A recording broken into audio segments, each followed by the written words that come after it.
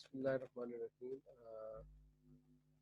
जैसे कि आप लोगों को पता है कि मैं आप लोगों को फाइनेंशियल मैनेजमेंट का सब्जेक्ट पढ़ा रहा हूँ और हम लोगों ने कोई एक दो क्लासेस छुट्टियों से पहले ली भी थी, कंडक्ट भी की थी, जिसमें मैंने आप लोगों को थोड़ा सा इंट्रोडक्शन दिया था अबाउट फाइनेंस कि फाइनेंस क्या होती है। ये मैं क्योंकि आपको पता है कि कंट्री के अंदर जो कंडीशन चल रही है कोरोना वायरस की वजह से, पहले तो ये अल्लाह ताला हम सबको महफूज करे। ये पता नहीं मुझे कब तक ये हालात ठीक होते हैं। तो यह है कि यूनिवर्सिटी का एक स्टेप है कि बच्चों का टाइम वेस्ट ना हो, तो हम लोग ऑनलाइन रिसोर्सेज के जरिए बच्चों के साथ इन टच रहें। तो ये एक मेथड मैंने यूज़ किया है कि मैं लेक्चर रिकॉर्ड किया करूँगा और यही लेक्चर मैं आप लोगों के साथ फिर शेयर कर दिया करूँगा ग्रुप के अंदर। बुक आप लोगों के पास है, ठीक है? तो कोशिश मैं यही करूँगा कि मैक्सिमम जो एक्सेस आप लोगों के लिए ईजी से ईजी हो, उसके ज़रिए मैं आप लोगों को जो है ना वो लेक्चर डिलीवर करूँ। सो फर्स्ट चैप्टर हम लोग इसका स्टार्ट करते हैं। बुक मैंने आपको ब्रिगम की लगवाई थी, फंडामेंटल ऑफ फाइनेंशियल मैनेजमेंट की, और उसका फर्स्ट चैप्टर है the overview of financial management. जैसे कि मैं आपको बता रहा हूँ कि मैंने क्लासेस ली थी और क्लास के अंदर हम लोगों ने एक इंट्रोडक्टरी लेक्चर पढ़ा था अबाउट फाइनेंस। इसके अंदर हमने कहा था कि व्हाट इज़ फाइनेंस। और finance is an art of managing money. कि जब हम लोग फाइनेंस की बात करते हैं तो फाइनेंस का मतलब ये होता है कि आप लोग मनी को मैनेज कर रहे होते हैं। और फिर मैंने मैनेजमेंट के बारे में आपको बताया था कि मनी को मैनेज करने का मतलब क्या होता है। कोई भी बिजनेस हो, छोटा बिजनेस हो, बड़ा बिजनेस हो, मल्टीनेशनल हो, कोई भी बिजनेस हो, आप लोग को पता है कि बिजनेस को चलाने के लिए कैपिटल की रिक्वायरमेंट होती है। और ये कैपिटल या मनी आप लोग कहाँ से इकट्ठी करेंगे, ठीक है? आप लोग उसको एक्वायर कहाँ से करेंगे, उसके बाद एक्वायर करने के बाद आप उसको एलोकेट किस तरह करते हैं अपनी कंपनी के अंदर। This is finance basically. So acquiring of financial resources, acquiring of money, acquiring of capital, capital को लेना, कैपिटल को इकट्ठा करना। अब उसके डिफरेंट सोर्सेज हैं। आप लोग लोन की फॉर्म में लेते हैं, आप शेयर इशू करते हैं, अपने दोस्त से लेते हैं, जहाँ से भी आप लोग अरेंज करते हैं। सो एक्वायरिंग का मतलब ये होगा कि आप लोगों ने अपने जो फंड्स हैं, जो कैपिटल है, जो मनी है कंपनी को चलाने के लिए, वो आप लोगों ने अरेंज कर दिए हैं। जब आप लोग पैसा इकट्ठा कर लेते हैं, देन उसके बाद उस पैसे को आप लोगों ने यूटिलाइज करना है, जिसको हम एलोकेशन ऑफ फाइनेंशियल रिसोर्सेज कहते हैं। तो कंपनी के अंदर जो मैनेजमेंट होती है वो उसी फाइनेंशियल रिसोर्सेज को यूटिलाइज करती है। उसमें से उसी पैसे में से आप लोग कंपनी को चलाने के लिए एसेट्स भी खरीदते हैं। कुछ एसेट्स आपके ऑपरेशनल होते हैं, कुछ नॉन ऑपरेशनल एसेट्स होते हैं। आप बिल्डिंग खरीदते हैं, आप लोग प्लॉट लेते हैं, आप लोग मशीनरी खरीदते हैं। सो ये सारी की सारी हम लोग कहते हैं कि एसेट यूटिलाइजेशन के अंदर हम लोग इन्वेस्टमेंट करते हैं। तो ये दो चीज़ें होती हैं फाइनेंस के अंदर, कि पैसा आएगा कहाँ पे, पैसा हम लोग इस्तेमाल कहाँ पे करेंगे। अगर इस बुक के चैप्टर के ऊपर भी आप ओवरव्यू करें तो पेज नंबर 4 के ऊपर जैसा कि मेंशन है व्हाट इज फाइनेंस, तो इसके अंदर क्लियर कट मेंशन है कि फाइनेंस की कोई एक डेफिनेशन नहीं। और जैसे मैं आपको बता रहा हूँ कि हंड्रेड्स डेफिनेशन है, थाउजेंड के फॉर्म में डेफिनेशन इसके अवेलेबल हैं। जो एक हम लोग सिंपल सी हम डिस्क्राइब करते हैं that it is an art of managing money है। और मैंने आपको बता दिया कि मनी को मैनेज करने का मतलब क्या है, कि पैसा कहाँ से हम लेके आएंगे और फिर उस पैसे के क्या क्या सोर्सेज होंगे, कहाँ से पैसा इकट्ठा करेंगे और फिर उसी पैसे को हम इस्तेमाल कैसे करेंगे। और मैंने आप लोगों को लेक्चर के दौरान भी बताया था कि एक फाइनेंस मैनेजर की जॉब डिस्क्रिप्शन यही होती है कि वो बैलेंस शीट को शेप देता है। बैलेंस शीट को शेप देने का मतलब ये होता है कि जो लाइबिलिटी वाली साइड है या ऑन कैपिटल वाली जो साइड होती है वो आपको बता रही होती है सोर्सेज ऑफ कैपिटल के बारे में, कैपिटल कहाँ से आप ले रहे हैं, कौन कौन से सोर्सेज है जहाँ से आप पैसा इकट्ठा कर रहे होते हैं। और आपकी जो एसेट साइड है वो आपको बता रही होती है कि जो आपने सोर्सेज इकट्ठे किए हैं उन्हीं में से आपने रिसोर्सेज अपने बाई किए हैं। तो जो आप लोगों ने सोर्सेज के जरिए कैपिटल इकट्ठा किया होता है उसी को आप लोग जो है वो यूटिलाइज करते हैं। तो ये बेसिकली एक मेन जॉब डिस्क्रिप्शन होती है अबाउट द फाइनेंस मैनेजर। सो आगे चलते हैं थोड़ा सा कि फाइनेंस, इकोनॉमिक्स और अकाउंटिंग, ये तीन जो है वो एक बड़ी क्लोज रिजेम्बलेंस है इन फील्ड्स के अंदर। और जैसे कि आप लोगों को पता है कि इकोनॉमिक्स पुरानी फील्ड है, फाइनेंस वहाँ से ड्राइव हुई है। और आप ये कह सकते हैं जो फाइनेंस है वो ग्रो अप हुई है from economics and accounting. So economics का क्या मतलब होता है? इकोनॉमिक्स बेसिकली आपको बताती है अबाउट द एसेट्स वैल्यू, ठीक है? और ये जो एसेट्स की वैल्यू होती है it is based on the future cash flow of the assets that will provide.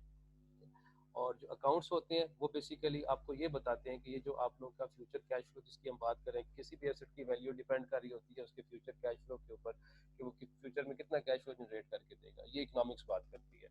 Accounting ये कहती है कि जो आप फ्यूचर कैश फ्लो की बात करते हैं उस कैश फ्लो का साइज कितना होगा। अकाउंटिंग आपको वो साइज मेजर करके बेसिकली दे देती है, ठीक है? सो बेसिकली और जो फाइनेंस होती है वो lies that finance lies in between accounting and economics. तो अगेन मैं इसको रिपीट कर रहा हूँ कि what is finance versus from economics and accounting. तो हम लोग अगर स्टार्ट करें तो इसमें इकोनॉमिक्स आती है। इकोनॉमिक्स हमें क्या बताती है? Economics tells us about the assets value. और ये जो एसेट वैल्यू होती है that is based on the future cash flow. The asset will provide कि जो आप जिस एसेट की आप वैल्यू डिटरमिन करना चाह रहे होते हैं वो एसेट फ्यूचर के अंदर कितनी कैश फ्लो कमा के देगा उसके ऊपर डिपेंड करते हैं उसकी वैल्यू। अब वो कैश फ्लो का साइज क्या होगा वो कौन मेजर करके देता है, वो अकाउंटिंग वाले मेजर करके देते हैं। और जो फाइनेंस होती है that lies in between economics and accounting. और जो कंपनी के अंदर कॉर्पोरेशन के अंदर जो फाइनेंस को मैनेज करने वाले लोग होते हैं वो बेसिकली जो उसको सुपरवाइज कर रहा होता है, जो उसको हेड कर रहा होता है, उसको हम कहते हैं चीफ फाइनेंशियल ऑफिसर। तो अगर हम लोग फाइनेंस का एक रोल देखें ऑर्गेनाइजेशन के अंदर, इसी तरह पेज नंबर 4 के ऊपर है एक सब टॉपिक उसने बनाया हुआ है finance within an organisation. तो इसमें एक डायग्राम फिगर 1.1 आप लोग बुक में देख भी सकते हैं, ये स्लाइड्स के अंदर भी आप लोग को नजर आ रही है कि finance within organisation, organisation के अंदर एक फाइनेंस का जो बंदा है या फाइनेंस का जो डिपार्टमेंट है या फाइनेंस की जो फील्ड है उसकी क्या पोजीशन है, ये उसने सामने इसको डिस्क्राइब किया हुआ है। आपको जैसे पता है कि कंपनी को जब कंपनी की फॉर्मेशन होती है उसके शेयर होल्डर्स डेवलप होते हैं। तो शेयर होल्डर्स जब बनते हैं तो शेयर होल्डर्स आगे अपनी वोटिंग पावर के जरिए बोर्ड ऑफ डायरेक्टर्स को इलेक्ट करते हैं। बेसिकली कंपनी को चलाने वाले डायरेक्टर्स होते हैं जो बोर्ड ऑफ डायरेक्टर बनता है। अब ये जो बोर्ड ऑफ डायरेक्टर्स होते हैं एक कंप्लीट बोर्ड होता है, उसके अंदर डिफरेंट लोग होते हैं जो कंपनी के डायरेक्टर्स होते हैं, उनको जो डिफरेंट डायरेक्टर्स को मिला के एक बोर्ड ऑफ डायरेक्टर बनता है। उस बोर्ड ऑफ डायरेक्टर का एक चेयरपर्सन अपॉइंट किया जाता है, एक चेयरपर्सन होता है। वो जो बोर्ड ऑफ डायरेक्टर का चेयरपर्सन होता है उसको हम कंपनी का चीफ एग्जीक्यूटिव ऑफिसर भी कहते हैं। अब ये जो चीफ एग्जीक्यूटिव ऑफिसर आता है इससे जो नीचे वाला रैंक होता है वो होता है चीफ ऑपरेटिंग ऑफिसर, सीओओ उसे हम कहते हैं। चीफ ऑपरेटिंग ऑफिसर को बेसिकली सीईओ के नीचे वाला दर्जा दिया जाता है और उसको हम लोग कंपनी का समटाइम प्रेसिडेंट भी कहते हैं। और जो चीफ ऑपरेटिंग ऑफिसर होता है वो कंपनी के मेन ऑपरेशंस को कंट्रोल करता है। मेन ऑपरेशंस में क्या चीजें आ जाती हैं, जैसे कि प्रोडक्शन है उसको मैनेज करता है, उसको हेड करता है, प्रोडक्शन एक्टिविटीज को हेड करता है, मार्केटिंग एक्टिविटीज को हेड करता है, सेल्स एक्टिविटी को हेड करता है, ह्यूमन रिसोर्स एक्टिविटीज को हेड करता है। और इसी तरह जितने इसके रेलिवेंट क्वालिटी डिपार्टमेंट है या जिसके रेलिवेंट डिपार्टमेंट होते हैं तो ऑपरेटिंग या ऑपरेशन के रेलिवेंट जितने भी डिपार्टमेंट्स होते हैं उसको वो हेड करता है। देन उसके बाद चीफ ऑपरेटिंग ऑफिसर के नीचे जो पोजीशन होती है जिसको हम, जैसे मैंने आपको बताया कि चीफ ऑपरेटिंग ऑफिसर एक प्रेसिडेंट की पोस्ट के ऊपर, हम उसको प्रेसिडेंट भी कहते हैं। उससे नीचे जो है वाइस प्रेसिडेंट का जो दर्जा होता है वो चीफ फाइनेंशियल ऑफिसर के पास होता है। जो कि कंपनी चीफ फाइनेंशियल ऑफिसर का मतलब क्या होता है, जो कंपनी के accounting, treasury, credit, legal, capital, budgeting और इन्वेस्टर रिलेशन जैसे जो है वो डिपार्टमेंट्स को कंट्रोल कर रहा होता है, इन एक्टिविटीज को कंट्रोल कर रहा होता है। इसका मतलब हुआ कि आपकी जो अकाउंटिंग का काम है, जो आपकी ट्रेजरी का काम है, जो आपकी क्रेडिट मैनेजमेंट का काम है, ठीक है। तो ये सारी चीजें जो है वो बेसिकली इसको जो हेड कर रहा होता है वो चीफ फाइनेंशियल ऑफिसर होता है। और चीफ फाइनेंशियल ऑफिसर ने आगे अपनी टीम बनाई होती है जिसमें फाइनेंस मैनेजर भी होता है, फाइनेंशियल ऑफिसर्स भी होते हैं, क्रेडिट मैनेजर्स भी होते हैं, क्रेडिट ऑफिसर भी होते हैं। सो डिफरेंट डिपार्टमेंट्स आगे उसके अंदर जो है वो हायरार्की बनी होती है जिसके थ्रू जो है वो आप लोग उसको मैनेज करते हैं, ठीक है। जैसे कि आपको पता है कि जो कंपनीज पब्लिकली ओन्ड होती हैं, पब्लिकली ओन्ड कंपनीज के लिए एक रिक्वायरमेंट की जाती है कि जब वो सीईओ, जब वो पब्लिकली ओन्ड कंपनीज होती हैं तो उनके लिए एक रिक्वायरमेंट ये होती है कि उन्होंने सिक्योरिटीज एंड एक्सचेंज कमीशन से अपने सीएफओ और अपने जो सीईओ है इन दोनों पोस्ट को जो है वो सर्टिफाई करवाना होता है कि ये बंदा हमारा सीईओ है, ये हमारा सीएफओ है, ये हमारी दो पोस्टें हैं। तो उनको एक, ये बेसिकली एक छोटी सी एक रिक्वायरमेंट है, एक लॉ है। तो जो पब्लिकली ओन कंपनीज होती हैं उसमें सीएफओ और जो आपकी होता है सीईओ है, इन दोनों को सर्टिफाई करवाया जाता है बाकायदा से कि ये हमारी कंपनी की सीएफओ की पोजीशन को मेंटेन करेगा, ये उसको संभालेगा, ये उसकी एक्टिविटीज को देखेगा, ये सीईओ को देखेगा। तो ये एक जो है वो छोटी सी रिक्वायरमेंट है।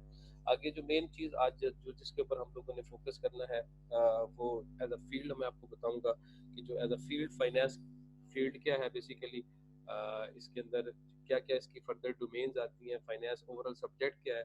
तो एक आपको बेसिक सा एक आइडिया हो जाएगा कि जब हम लोग फाइनेंस आपके माइंड में आती है, कल को आपने स्पेशलाइजेशन करनी होती है, आपने कंपनीज में जाना है, कॉर्पोरेट सेक्टर में जाना है, बैंक्स के थ्रू जाना है, तो जब आपको कोई भी बंदा आपके साथ फाइनेंस के ऊपर डिस्कशन करेगा तो आपको कम से कम ये चीज़ें पता होनी चाहिए कि फाइनेंस एक फुल फ्लैज सब्जेक्ट है, फुल फ्लैज फील्ड है और उसके अंदर क्या क्या सब डोमेन्स हैं, क्या क्या सब फील्ड है। तो बुक के अंदर भी ये पेज नंबर 5 के ऊपर ये टॉपिक मेंशन है जिसको उसने नाम दिया हुआ है corporate finance, capital market and investors. मैं इसको फाइनेंशियल डोमेन्स के नाम से या फाइनेंस के डोमेन्स के नाम से या डोमेन्स ऑफ फाइनेंस के नाम से जो है वो आप लोगों के साथ शेयर कर रहा हूँ। इसका मैंने एक पेज के ऊपर एक ग्रामेटिकली एक स्ट्रक्चर सी बना के आप लोगों को समझाने की कोशिश कर रहा हूँ। जैसे कि ये स्लाइड, ये स्क्रीन शेयर शेयर कर रहा हूँ स्क्रीन के ऊपर इस पेज को, इसको हम लोग देख लेते हैं।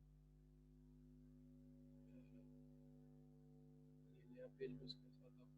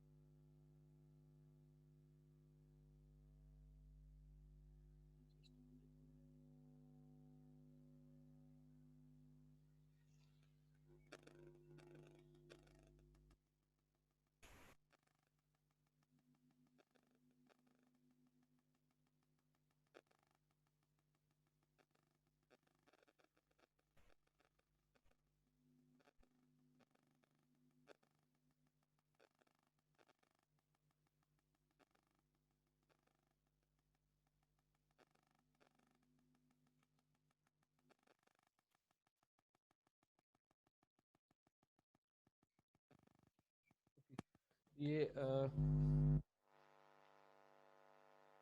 आपके सामने एक विंडो मैंने ओपन की है और इस विंडो के ऊपर डोमेन्स ऑफ फाइनेंस के नाम से जो है वो एक छोटा सा टॉपिक है, डायग्राम के जरिए चीज़ें समझाई गई हैं। बुक के पेज नंबर 5 के ऊपर ये पैराग्राफ की फॉर्म में ये सारी चीज़ें जो है डिस्क्राइब है। सो इसको मैं आपको वन बाय वन, आप बुक के अंदर पैराग्राफ देखते जाएंगे तो वन बाय वन मैं आप लोगों को इसको जो है थोड़ा सा बताता जाऊँ। सो बेटा जी, जो फाइनेंस की एक फील्ड होती है, जो फाइनेंस की एक डोमेन है, इस फाइनेंस की डोमेन के अंदर जो सबसे पहले जो फाइनेंस के अंदर हमारे कंसेप्ट के अंदर जब फील्ड हम फाइनेंस की बात करते हैं तो उसमें हमारे माइंड में जो चीज़ आती है वो आती है फाइनेंशियल मैनेजमेंट, जो आपका सब्जेक्ट भी है, जो आप लोग पढ़ भी रहे हैं। फाइनेंशियल मैनेजमेंट का मतलब ये होता है कि आप किसी भी कंपनी के जो फाइनेंशियल मैटर्स होते हैं वो आप उसको मैनेज करते हैं। अगेन मैं उसको रिपीट कर रहा हूँ, फाइनेंशियल मैनेजमेंट में हम ये चीज़ पावर करवाने की कोशिश कर रहे होते हैं कि कंपनी ने पैसा कहाँ से लेना है, कैपिटल कैसे इकट्ठा करेगी, और वो जो कैपिटल आपने इकट्ठा करना है उसमें से कौन से और किस नेचर के एसेट्स आप लोगों ने खरीदने हैं। और ये सारा काम हम करने का बेसिकली जो ऑब्जेक्टिव होता है वो ये होता है कि जो शेयर होल्डर होता है उसकी वैल्यू को मैक्सिमाइज किया जा सके।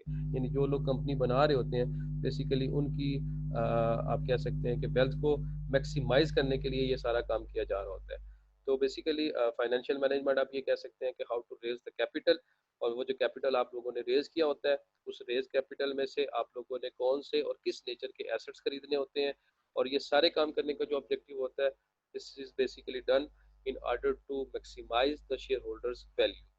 सो बेसिकली शेयर होल्डर की वेल्थ को, शेयर होल्डर की वैल्यू को इंक्रीज करने के लिए ये आप लोग सारा काम जो है वो कर रहे होते हैं।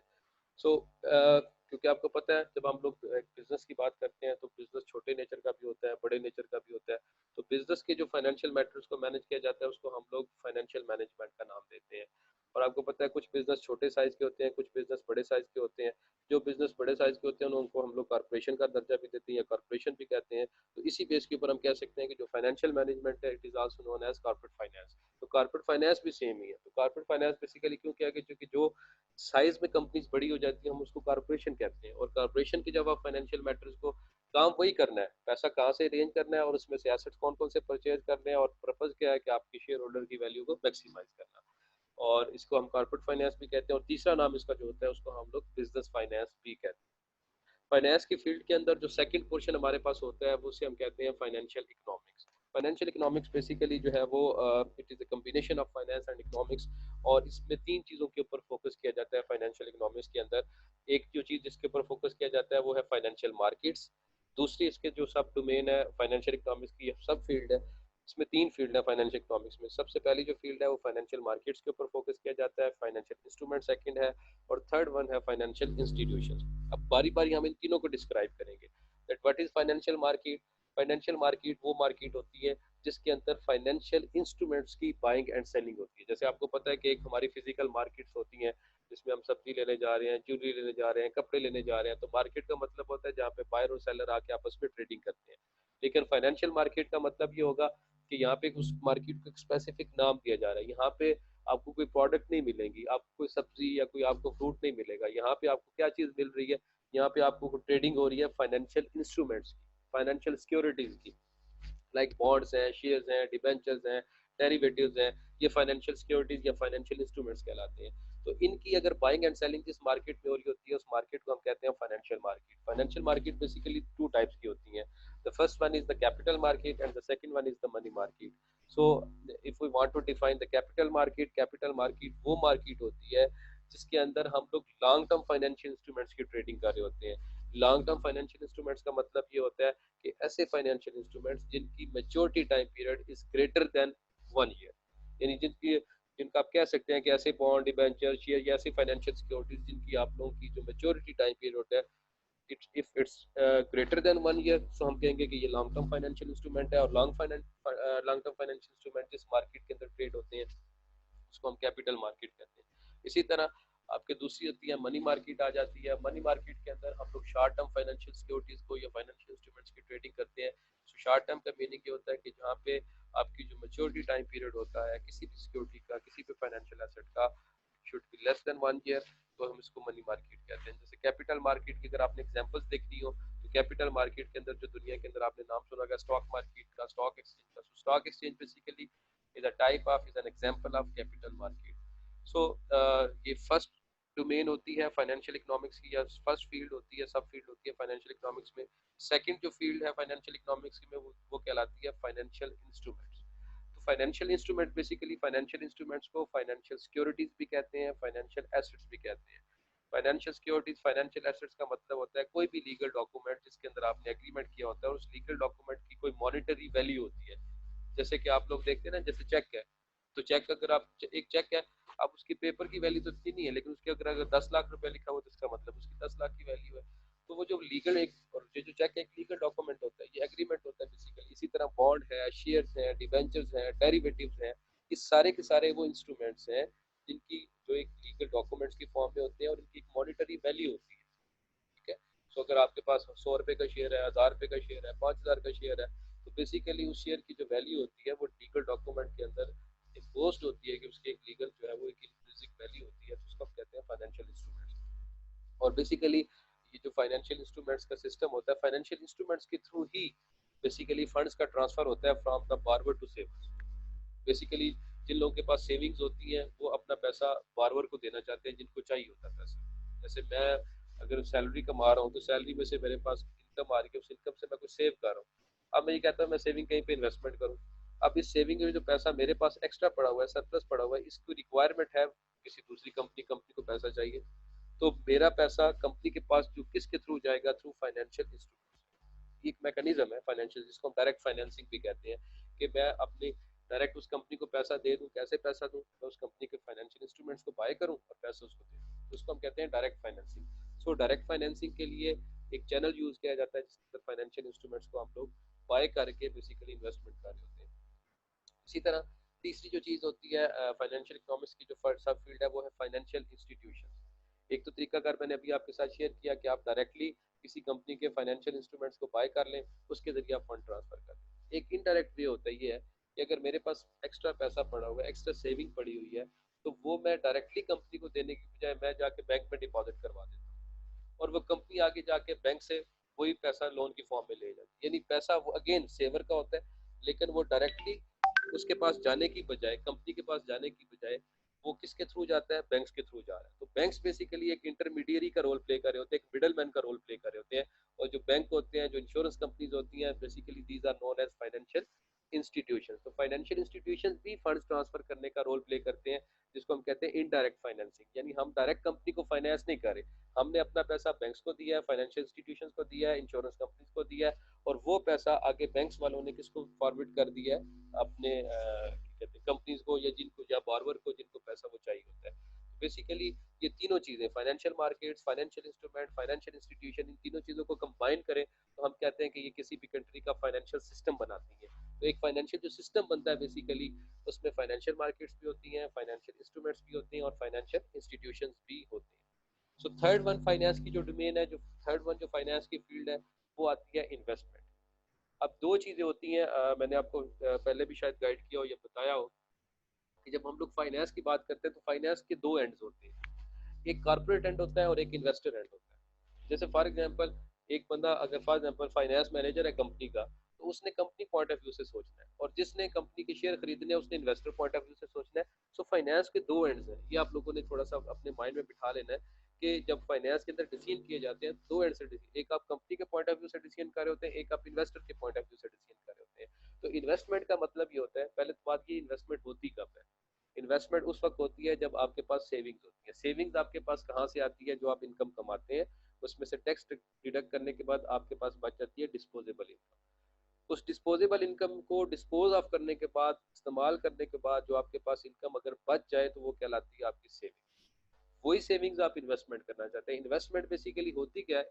आप सिंपल इसको डिफाइन करना चाहे तो इन्वेस्टमेंट का मतलब ये, ऊपर हम जो डिस्कस किया फाइनेंशियल इंस्ट्रूमेंट्स का, तो investment is basically the buying of financial instrument. जब आप फाइनेंशियल इंस्ट्रूमेंट्स को खरीद रहे होते हैं तो इसका मतलब आप इन्वेस्टमेंट कर रहे होते हैं।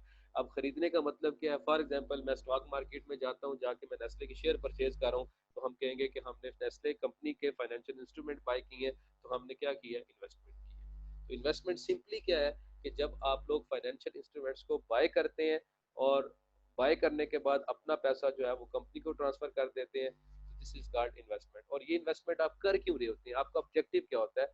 बेसिकली आप रिटर्न कमाने के लिए इन्वेस्टमेंट कर रहे होते हैं। प्रॉफिट कमाने के लिए, कैपिटल गेन कमाने के लिए आप इन्वेस्टमेंट कर रहे होते हैं। जैसे कि हम अगर प्रॉफिट की बात करें तो प्रॉफिट एक इकोनॉमिक टर्म है। इकोनॉमिक्स के अंदर हम प्रॉफिट का वर्ड यूज करते हैं, फाइनेंस के अंदर हम रिटर्न का वर्ड यूज करते हैं। तो आप ये जो इन्वेस्टमेंट कर रहे होते हैं, तो इन्वेस्टमेंट करने का मेन ऑब्जेक्टिव ये होता है कि आप लोग कल को रिटर्न कमा सकें, प्रॉफिट कमा सकें। लेकिन इन्वेस्टमेंट करने से पहले आप लोग को एटलीस्ट ये पता होना चाहिए कि हमें इन्वेस्टमेंट कहाँ पे करनी है, किस कंपनी के अंदर करनी है, किस कंपनी के अंदर नहीं करनी, किस कंपनी का शेयर खरीदना है, किस कंपनी का शेयर नहीं खरीदना। ये आप लोग को पहले से आइडिया होना चाहिए। तो उसके लिए हम लोग इन्वेस्टमेंट के अंदर जो सबसे पहला काम करते हैं वो करते हैं सिक्योरिटी एनालिसिस। यानी मैं अगेन इसको रिपीट कर रहा हूँ कि ये जो सिक्योरिटी का मतलब होता है, सिक्योरिटी को हम लोग फाइनेंशियल एसेट भी कहते हैं, यानी बॉन्ड को हम लोग फाइनेंशियल इंस्ट्रूमेंट भी कह सकते हैं और फाइनेंशियल सिक्योरिटी भी कह सकते हैं। इसी तरह डेरिवेटिव को हम इंस्ट्रूमेंट भी कह सकते हैं और हम इसको सिक्योरिटी भी कह सकते हैं। डिबेंचर को हम लोग इंस्ट्रूमेंट भी कह सकते हैं और इसको हम लोग जो है वो सिक्योरिटी भी कह सकते हैं।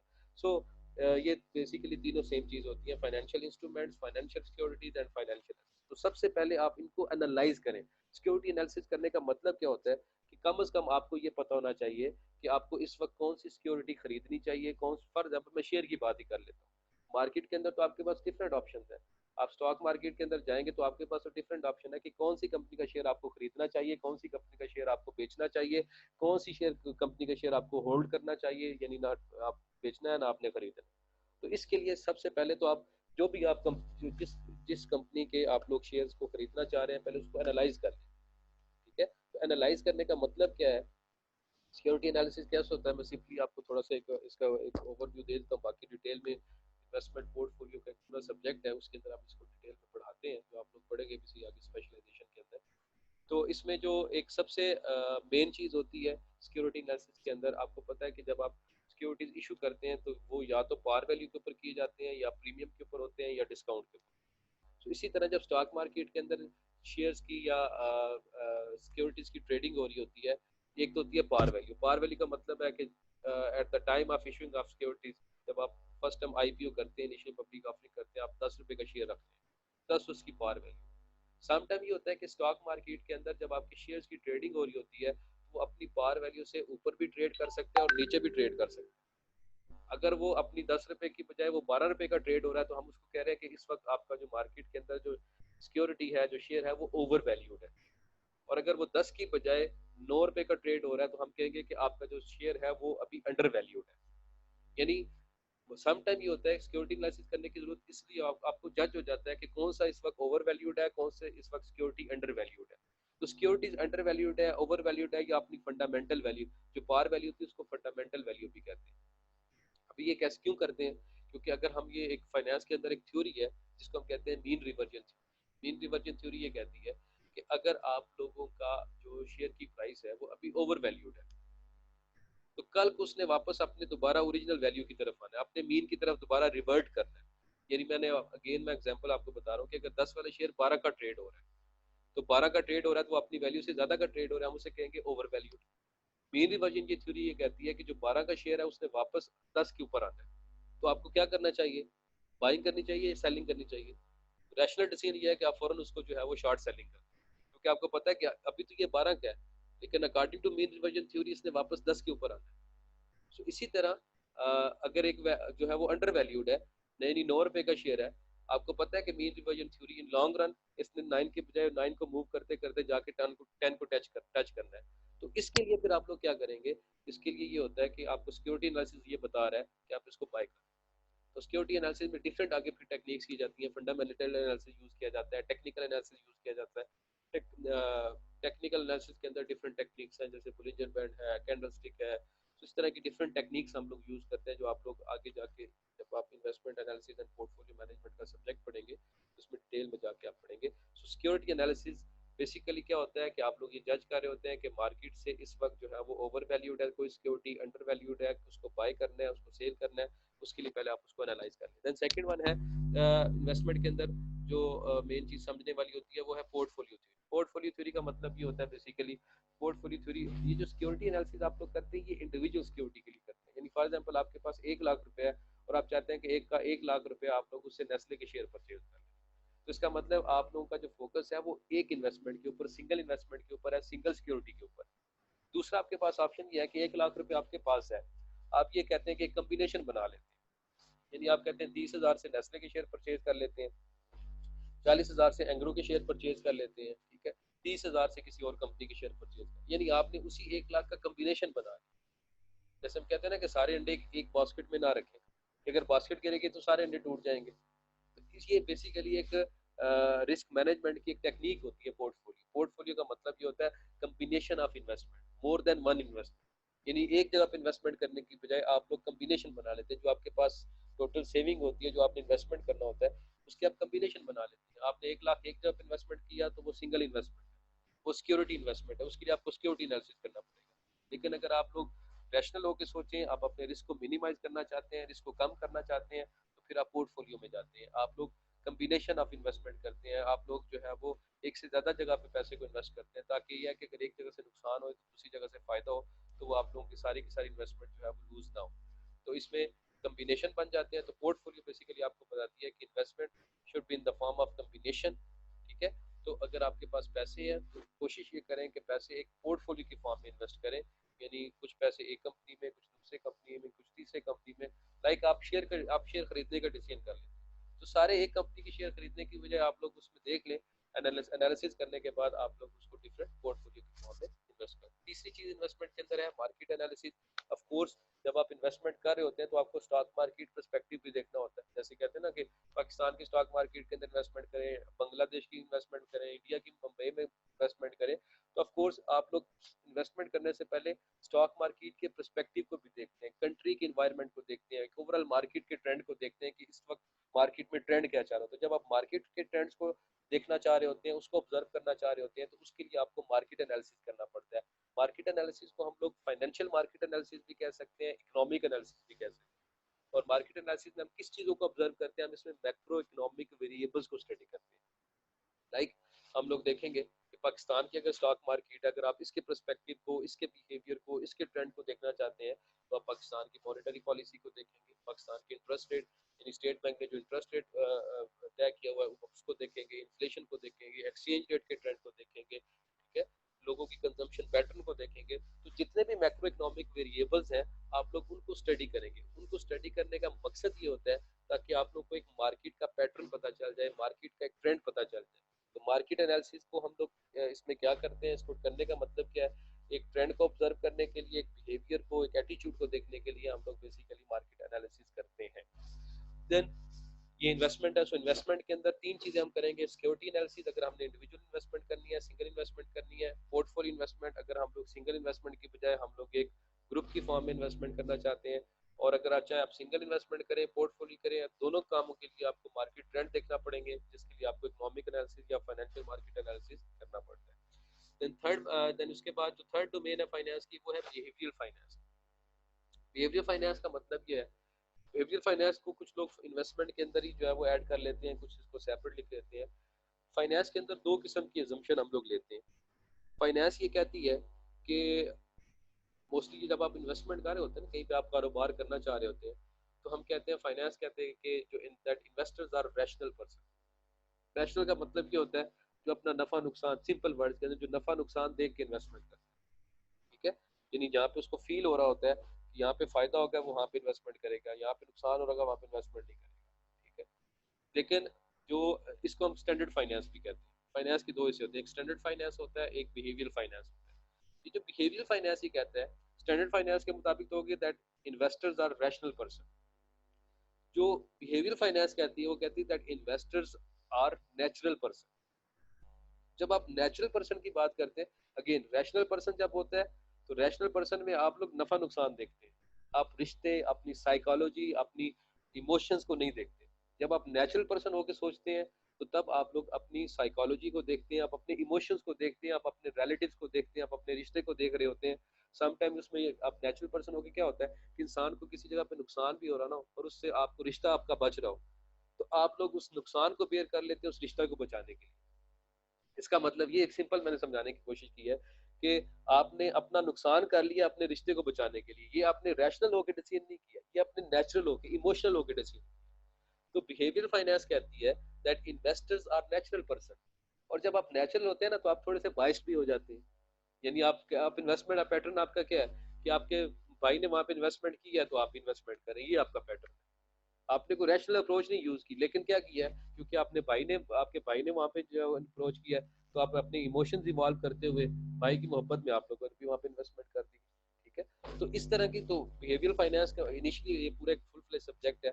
तो इनिशियली आपको सिर्फ इतना बता दूं कि आपने ये याद रखना है कि बाकी जो हम फाइनेंस पढ़ रहे हैं ये स्टैंडर्ड फाइनेंस है। स्टैंडर्ड फाइनेंस जैसे इन्वेस्टमेंट करनी है, सिक्योरिटी एनालिसिस करनी है, मार्केट एनालिसिस करना है, फाइनेंशियल मार्केट्स में जाना है, फाइनेंशियल इंस्टीट्यूशन में जाना है, ये सारी चीजें जो है ये स्टैंडर्ड फाइनेंस के जुमरे में आती है। फाइनेंस स्टैंडर्ड फाइनेंस ये कहती है that investors are rational person, और जो रैशनल पर्सन होता है वो प्लस माइनस दोनों को देख के डिसीजन करता है, प्रॉफिट लॉस दोनों को देख के डिसीजन करता है। जबकि behavioural finance is that investors are natural person, और जब आप नेचुरल पर्सन होते हैं तो उसमें आपके इमोशंस इन्वॉल्व हो जाते हैं डिसीजन मेकिंग करते हुए, आप लोगों की साइकोलॉजी इन्वॉल्व हो जाती है। ठीक है, तो जब आप लोग इमोशनल इन्वॉल्व हो तो आप समटाइम बाइस भी हो जाते हैं, तो डिसीजन करते हुए बाइसनेस भी आ सकती है। So this is called behavioural finance. Then next domain है वो है पर्सनल फाइनेंस। पर्सनल फाइनेंस एक बहुत पुरानी फील्ड है, आप सबको पता है। आप अपने घर का एक बजट भी मेंटेन, घर में एक बंदा कमाने वाला होता है, ठीक है, और उसने अगर उसकी 50,000 सैलरी है तो उसने अपना एक बजट बनाया होता है, पर्सनल फाइनेंस किया होता है उसने। उसने पता होता है कि मेरे यहाँ से पैसे आएंगे और मैंने बच्चों की फीस इतनी देनी है, ग्रोसरी इतने की परचेज करनी है, मैंने रेंट इतना पे करना है, तो उसने एक अपनी फाइनेंसिंग की होती है जिसको हम कहते हैं personal finance. Then last one है जो सबसे पुरानी फील्ड है जहाँ से फाइनेंस इवॉल्व हुई है बेसिकली, वो है पब्लिक फाइनेंस। 100 years ago, जब आप लोग बात करते हैं पुराने दौर की, तो किंगडम के कंसेप्ट होते थे, किंग होता था और वो किंग पूरी सल्तनत का मालिक होता था। तो किंग के पास एक बेसिकली बंदा होता था, एक खजांची होता था, एक मुंशी होता था, जो उस किंग के सारे पैसों को संभालता था। यानी बेसिकली उसका ट्रेजरर होता था, कि जो उसके सारे फाइनेंशियल मैटर्स को देखता था कि पैसे कहाँ से आ रहे हैं, कहाँ से शर्फियाँ आ रही हैं, कैसे वो, तो एक पूरा बंदा उसको मैनेज कर रहा होता था। ठीक है, तो किंग के पैसों को मैनेज किया जा रहा था। अब किंग से फिर नेक्स्ट स्टेप बना किंगडम। फिर आहिस्ता आहिस्ता किंग के पैसों से पूरी जो अगले स्टेप में जाके किंग, पूरी किंगडम जो एक सल्तनत थी उसको मैनेज किया जाता था। यानी उसके पूरे फाइनेंशियल मैटर्स को देखा जाता, जैसे हमारे कंट्री में आजकल वजीर खजाना होता है ना, तो सल्तनत का एक पूरा एक वजीर खजाना होता था, एक पूरी किंगडम का एक बंदा हायर किया जाता था जो उस पूरी किंगडम के फाइनेंशियल मैटर्स को डिस्कस कर रहा होता था, संभाल रहा होता था। ठीक है, सो इसी से किंग से किंगडम आई, और फिर किंगडम से आजकल जो उसकी मॉडर्न फॉर्म है उसको हम लोग पब्लिक फाइनेंस कहते हैं। यानी पूरे कंट्री का एक फाइनेंस मैनेजर होता है, और उस वो फाइनेंस मैनेजर बेसिकली जो है वो कंपनी के मेन डिसीजन कर होता है। पब्लिक फाइनेंस में आप किस चीज़ के डिसीजन करते हैं? पब्लिक फाइनेंस में आप लोग 3-4 डिसीजन करते हैं। पब्लिक फाइनेंस का मतलब ये होता है कि लोगों से पैसा इकट्ठा करके लोगों पे खर्च करना, यानी फाइनेंसिंग थ्रू पब्लिक। तो पब्लिक के फाइनेंसिंग में सबसे पहला जो चीज आ जाती है, रेवेन्यू कहाँ से आएंगे और आपने एक्सपेंडिचर कैसे करना है। तो गवर्नमेंट लेवल के ऊपर आपने ये देखना है, जब आप गवर्नमेंट चला रहे होते हैं, आप इकोनॉमी चला रहे होते हैं, तो पब्लिक फाइनेंस का वहां पे मतलब क्या होगा कि इकोनॉमी चलाने के लिए रेवेन्यू कहाँ से इकट्ठा करेंगे और एक्सपेंडिचर आप लोग कैसे करेंगे। क्लियर? सो रेवेन्यू और एक्सपेंडिचर को मैनेज करने की जो फाइनेंस होती है उसको हम कहते हैं पब्लिक फाइनेंस। जैसे रेवेन्यू के सोर्स क्या हो सकते हैं? गवर्नमेंट के जो डिपार्टमेंट्स है वो सोर्स ऑफ रेवेन्यू होता है गवर्नमेंट के लिए इकोनॉमी चलाने के लिए। देन टैक्स कलेक्शन, सबसे मेन सोर्स किसी भी कंट्री के अंदर जो रेवेन्यू का होता है पब्लिक फाइनेंस के अंदर जिसको हम लेते हैं, वो होता है आपका टैक्स कलेक्शन। तो ये इसको हम फिक्सल पॉलिसी भी कहते हैं। तो बेसिकली जो टैक्स कलेक्शन है, तो पब्लिक फाइनेंस के अंदर क्या क्या चीज़ें आती हैं कि कंट्री को, इकोनॉमी को चलाने के लिए रेवेन्यू कहाँ से इकट्ठा करेंगे और उसी रेवेन्यू में से एक्सपेंडिचर कैसे करेंगे। जैसे आप देखते हैं ना कि हर साल बजट बनता है, तो बजट बनने का मतलब क्या होता है कि हम कहते हैं कि यहाँ यहाँ से पैसे आएंगे, हेल्थ के ऊपर इतने लगेंगे, एजुकेशन के ऊपर इतने लगेंगे, सी पैक के ऊपर इतने लगेंगे, तो आप लोग उसी रेवेन्यू में से एक्सपेंडिचर कर रहे होते हैं। ठीक है, फिर पब्लिक फाइनेंस के अंदर और क्या चीज़ें आ जाती हैं कि आप लोगों ने अपनी इम्पोर्ट एक्सपोर्ट्स को देखना होता है, अपने सरप्लस, अपने बजट डेफिसिट को, जिसे ट्रेड डेफिसिट या ट्रेड सरप्लस कहते हैं, current account deficit, current account surplus आप लोगों ने नाम सुना होगा। तो ये आप लोगों ने मैनेज करने होते हैं। गवर्नमेंट के जो इंटरनेशनल लेवल के ऊपर जो लोन्स होते हैं वो आप लोगों ने मैनेज करने होते हैं, वो आपके पब्लिक फाइनेंस के अंदर आते हैं। जैसे हम लोग आईएमएफ से लोन लेते हैं, एशियन डेवलपमेंट बैंक से लोन लेते हैं, तो ये सारी चीज़ें जो है वो पब्लिक फाइनेंस की डोमेन में आती है। So basically as a finance as a field, ये मैंने आज आप लोगों के साथ डिस्कस किया इस लेक्चर के अंदर।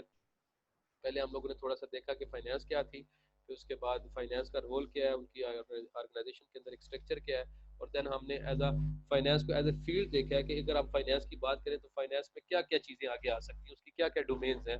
तो मैं उसको एक एक एक दफ़ा रिपीट कर रहा हूँ कि फाइनेंस की डोमेन के अंदर सबसे पहले जो है वो फाइनेंशियल मैनेजमेंट होती है, जिसको हम कॉर्पोरेट फाइनेंस भी कहते हैं, बिजनेस फाइनेंस भी कहते हैं। सेकंड जो फील्ड की डोमेन है वो है फाइनेंशियल इकोनॉमिक्स। फाइनेंशियल इकोनॉमिक्स में आगे तीन चीजें होती हैं, financial markets, financial instruments and then financial institution. और तीसरी जो फाइनेंस की मेन फील्ड है वो इन्वेस्टमेंट पॉइंट ऑफ व्यू से है। इन्वेस्टमेंट के आगे हम तीन चीज काम करते हैं, सिक्योरिटी एनालिसिस करते हैं, पोर्टफोलियो के फॉर्म में इन्वेस्टमेंट करते हैं, और मार्केट के ट्रेंड को देखने के लिए इकोनॉमिक या मार्केट एनालिसिस करते हैं। देन बिहेवियरल फाइनेंस है, और देन पर्सनल फाइनेंस है, and then public finance. So I hope so कि आप लोग इस लेक्चर को पढ़ेंगे। ये एक पेज की फॉर्म में, जो डायग्राम की फॉर्म में मैंने बनाया, ये भी मैं आप लोगों के साथ शेयर कर दूंगा, और ये बुक भी आप लोगों के पास है। इसको भी नोट्स को ओपन करें, इस ऑडियो लेक्चर को मेरे को सुने, और अगर आपको कोई मसला आ रहा है तो आप किसी भी वक्त, मेरा नंबर आप लोगों के पास है, आप मेरी ईमेल आप लोगों के पास है, आप लोग उसके जरिए जो है मुझसे कोई भी क्वेश्चन, कोई भी क्वेरी जो है वो डिस्कस कर सकते हैं। सो होप सो कि आप लोगों का ये एक्सपीरियंस अच्छा रहेगा। Thank you very much.